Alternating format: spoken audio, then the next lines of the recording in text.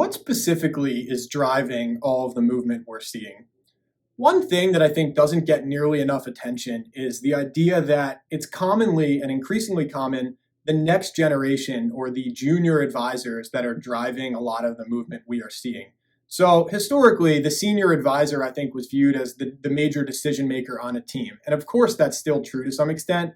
But I think the reality has set in that the junior advisor or the next gen advisor is often the one who's going to bear the lion's share of the brunt of a decision of whether to move and where to move to. So we're seeing next generation advisors increasingly sort of calling the shots or driving the bus in terms of thinking about a transition. But what does that mean for the senior advisor and their ability to monetize? Well, first and foremost, you need to address the current retire in place solution at your existing firm. So let's use the wirehouse as an example.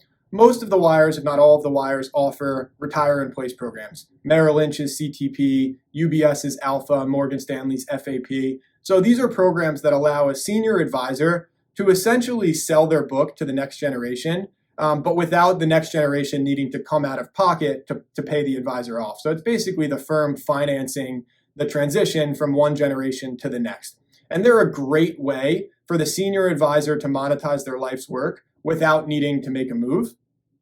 The downside, though, is that those agreements have a lot of teeth to them. And what that means is the next generation is tied to the firm, typically for the life of the agreement.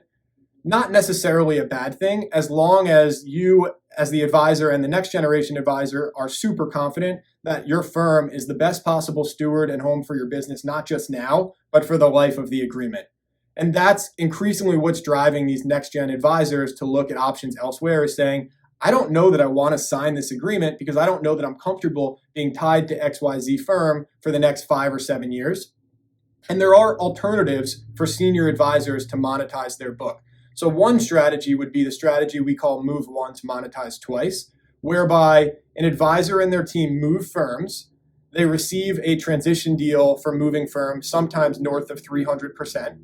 And then the senior advisor is able to take advantage of that new firm's retire in place program, thereby monetizing twice, once via the transition deal and once via the new firm's retire in place program. So the punchline is we're seeing a lot of next gens drive the movement, and you just need to be really certain before you sign those onerous retire in place programs. While they can be a tremendous gift, they also have some teeth and some downsides that you should be aware of.